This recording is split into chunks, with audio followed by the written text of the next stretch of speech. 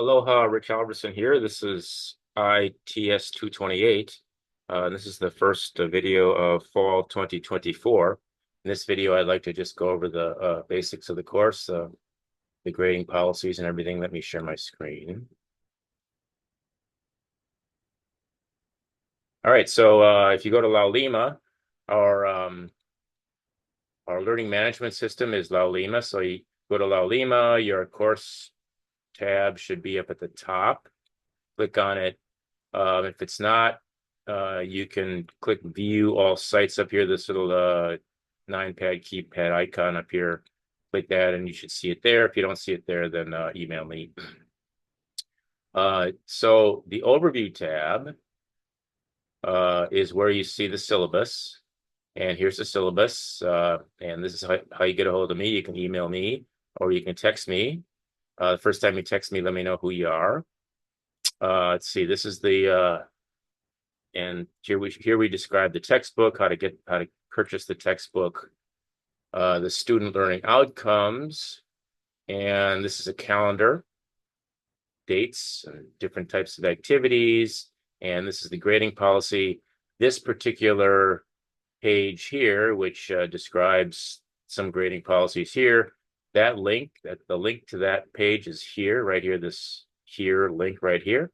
On the syllabus, on the overview, and I may update this link. I may update some policies if I need to clarify some things and so on. So that'll be here, and I'll of course announce it in a video and so on. This is the grading, and this is the breakdown of the grades and so on. Here's some other boilerplate stuff.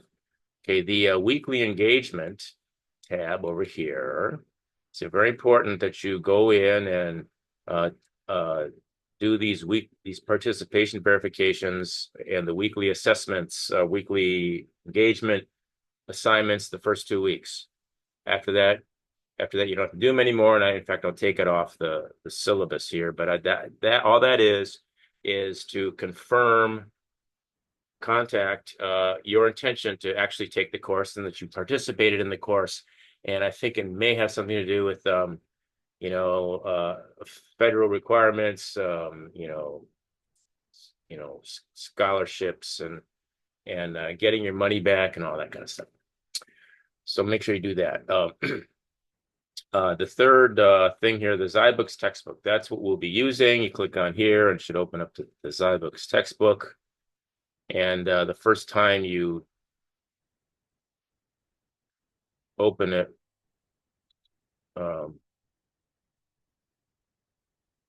it comes up and it says, well, if you don't have an account, it'll bring you to the page to create an account. If you have an account and you've taken and you've on zyBooks, in other words, you've used zyBooks before, then you have an account already, and you'll get to this page, and so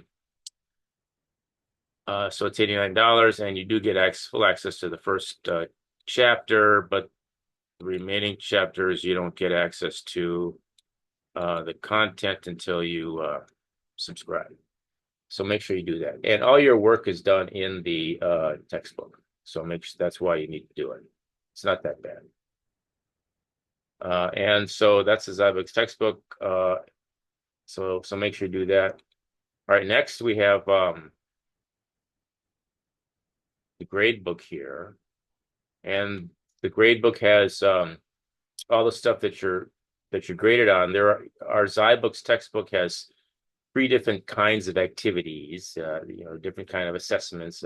There's these participation activities and the challenge and so on. And so, you're scored in your zyBooks, and I download those scores from zyBooks and I upload them here, and you'll see them here. The labs are here. You actually have to write programs, but I dropped those 3, so you can a little bit of a break there, because some of them at the end are pretty hard. They're all 10 points, and there'll be videos. For some of them, they'll be more comprehensive than others, and a couple of them, or a few of them, there's going to be no videos at all. And the reason we have those is because we use those to assess how well we're doing, and so it's hardly going to affect your grade. But try to do the best you can because we want to see basically how good we're doing. There's due dates on the assessment, or I mean on the schedule. There's due dates here for stuff. Due date. But these due dates are they're more about the timing of the videos. You know, I'll be making videos every week and the grade book updates. But you can you can work ahead and you can lag behind. And, all the Zybook studies this is all Zybook stuff. You have to have everything done by like this day. Anything it says here, it's actually December 22nd. That's Sunday night. And whenever I upload grades, I upload from the very beginning. So, you know, so whenever you get them done. The thing is if it's October 7th, I'm going to upload everything from Zybooks, all the scores for stuff back to the beginning. And so if you haven't done those yet, they're going to go in as if you haven't done anything in chapter 3 yet, then you're going to get a 0. It's okay, because when you do chapter 3, then some scores will be filled in. But that's where you get zeros, just to let you know that you're quote behind. But if you've worked ahead, those scores are not going to show up because those scores don't count yet because you haven't gotten there yet. And if it's too difficult to go, well, it's too difficult to include some of your future scores and not include other future scores because we want blanks instead of zeros anyway. So on. So if you work ahead, then you just got to be patient, and you'll see your scores appear. All right, so that's points will not be taken off for submitting work past the posted due date, and you don't have to ask. You don't have to email me say, "Can I submit this late?" No, yes, you can, and you just got to have it all done by this day, and then I'll periodically upload. Okay, now some assessments must be graded manually, and in this course, this is I think. Okay, well, I don't know yet. I don't think there's any other than the weekly engagement. I don't think I'm gonna have any assignments. I might at the end have you do some minor things like take the program that you implemented and get it running on Visual Studio Code or something like that. But I haven't gotten there yet. So this is subject to change. And then you notice there's no. That would probably be extra credit because right now all the points are filled up, but there is no extra credit. Okay, so, and the reason there's no extra credit is because if you need more points, just go back and do some points you haven't done yet. See, so anyway, so I with the labs I mentioned a small number of labs will have no video, and we use those to assess our how well we're doing aggregated. We don't look at individually. And there are also some videos from past semesters and so on that should appear in the resources. There's resources here. I don't think there's anything there now. But I'll post up at least playlists from last semesters. And I'll also post up I'll also post up some other stuff that you'll see. All right. So let's go to I wanted to show you the textbook. Let's see. How do I show you the textbook? I gotta bring my other let me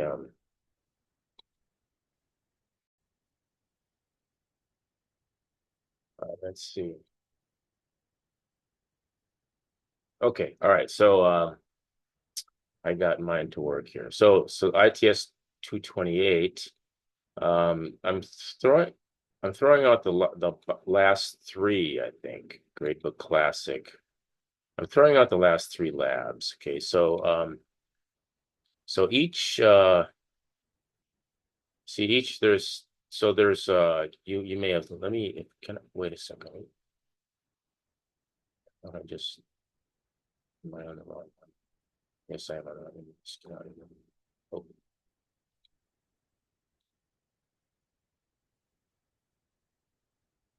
Oh. All right, sorry. So let me my activity. Okay, so my activity, when you click my activity, you see how you're coming. And this is how you're doing in Xylabs and doing the Xylabs, and then how are you doing how much of the challenge, how many of the challenge activities you finished so far and where they are, and the participation activity. So uh, this course this course is about algorithms. It's about data structures and algorithms. Okay, and this is the last course at KCC. This is for uh, for programming, and so there's a bunch of standard algorithms that I call them standard because they've been around for a long time, and every now and then a new one comes along. But they're the same algorithms that I learned when I took my data structures class back when I was an undergraduate student in computer science back in the 70s.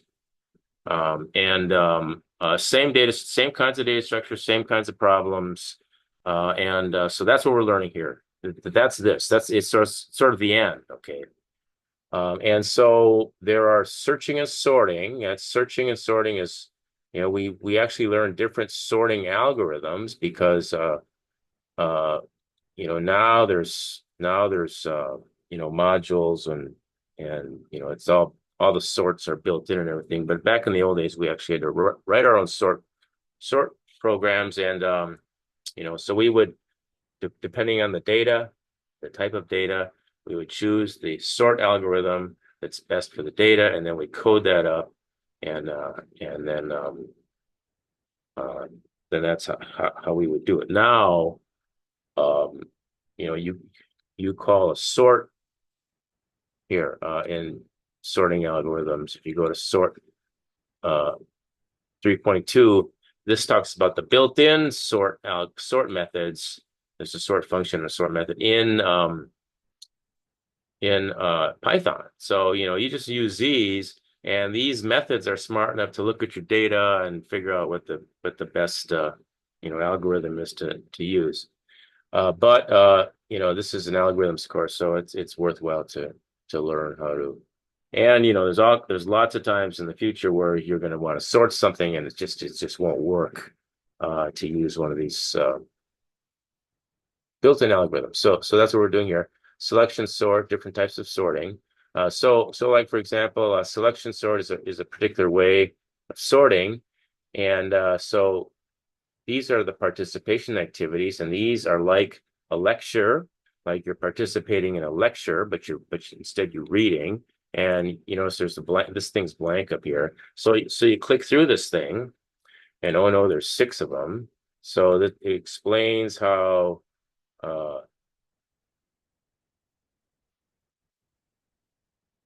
um, this goes along, and it scans the whole thing and finds the smallest integer. Okay, so it just keeps on doing it. It goes up the line, and it's gonna find the best integer for I. So where I is, which is the 1. So what it does is it scans down the line, and it finds the smallest one. And in the Python exercises in 128 and 148, you remember we might have had an exercise like find the smallest one in a list, in a list of digits. Well, that's what this is for. You combine it with the rest of the stuff, and you have selection sort. So anyway, that's what it does. It goes down the line, and finally, when you're done,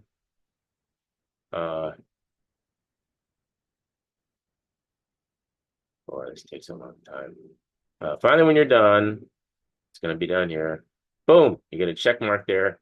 and that's points. And so when I download the scores for everybody, you will have gotten the points for doing this. And you see, so all you gotta do is click through them. Here's something. Oh, you got to fill in the answer. Oh, well, just click show answer and click twice, and boom, there's the answer. So then you put 5 there, and then you put check, and then boom. Oh, look, I got that's cheating. You don't want to do that because you want to learn the stuff. You should go through this. You pay attention, click through, pay attention. But the answers are just there. Try, but you don't have to try too hard because you don't want to get bogged down, on some stupid participation activity when really it turns out finally click show answer and you realize that you didn't understand that you read the question wrong or something. So anyway, click it. And then there's the challenge activities. And here we actually have to click through and answer the question correctly.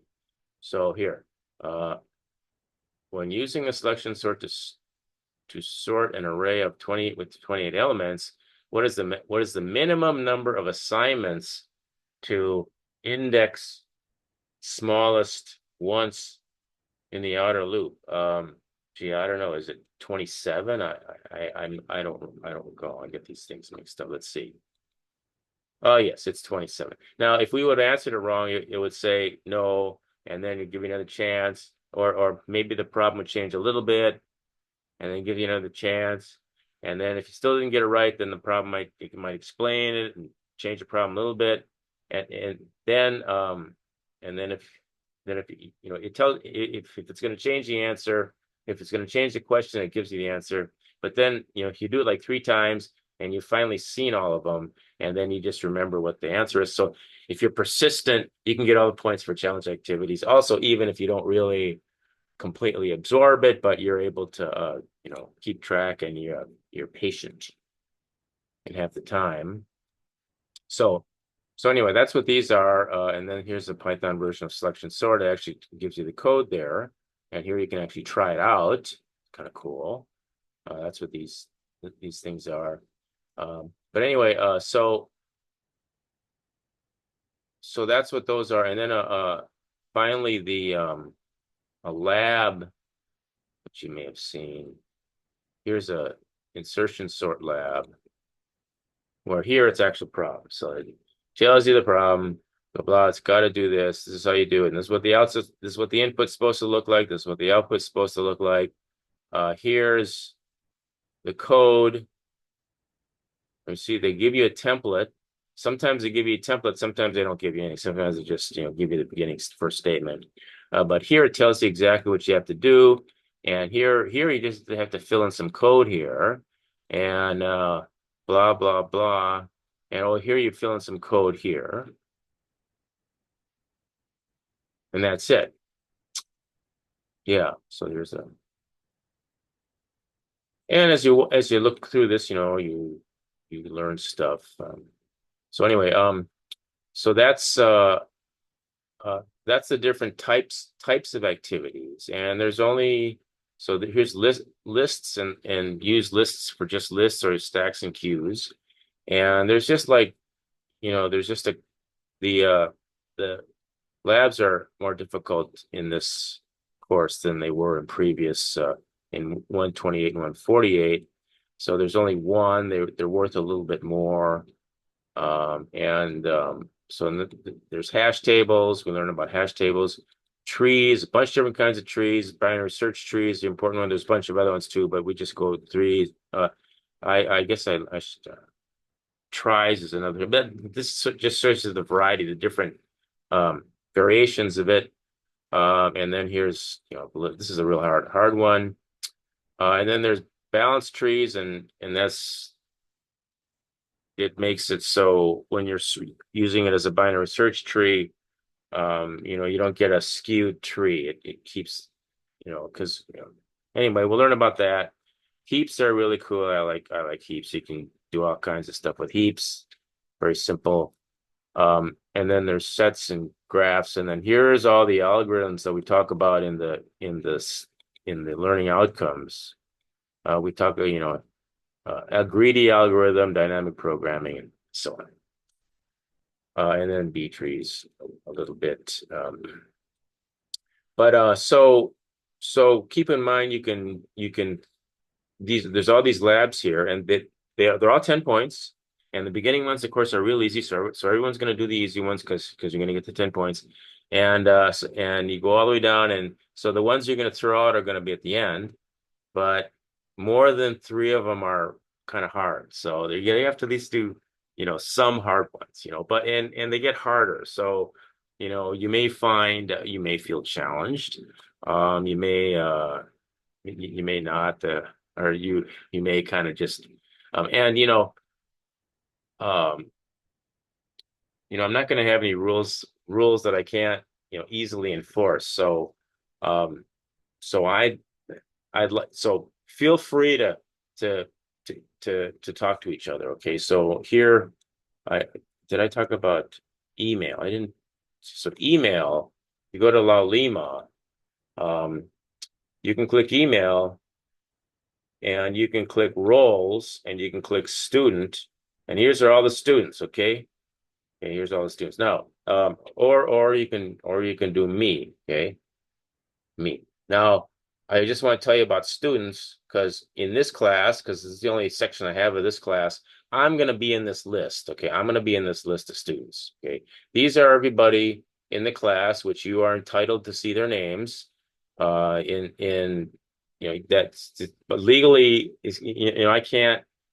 Um, well, anyway, so sometimes in La Lima you can combine sections, and actually you shouldn't do that because you know, we're supposed to keep the names, the rosters, um, private to only members in the roster. But anyway, the reason I'm telling you this because you'll see my name here. You don't see my name here because that's me doing it. But this is a student version of me, and so if you want to send an email to all the rest of the students, you can click this, but then make sure you unclick me because if you don't want me to see it, which I can totally understand, or if you want me to see it, you can include me there that way. But you don't have to. If if you don't care if I see it, just go ahead and click all the students, and you might say, you might email the rest of the students and say, um, which one is this pretty hard? Well, actually, that's a pretty hard one. But this one, binary search tree validity checker. Uh, the the video that I've made a couple videos because I use this one in other classes too. In fact, I use a Java version of this in another class. Doesn't cover one of the things you're supposed to check for. And so I sort of uh, anyway, you can get like 7 points or 8 points if you follow the video, but you can't get like the three more unless and it tells you what you're doing wrong. It's that code doesn't detect a loop going back, and you have to write code to do that. Anyway, so I think I've covered everything in the class. Um, and if I this is 228. If at the end of the semester you need it incomplete, that's no problem. You can read that. So I'm gonna stop this now. I think I've covered everything I was gonna cover. And if you have any questions, just text me or email me, and I'll be making these videos about once a week at least. And if you want me to, I'd like the videos to be where I'm showing you how to do something. So if as you're going along, you have problems knowing how to do something, or you want me to talk about that then in the next video, then just email me and then then I'll do that. All right. Thanks for watching. Hope this helps.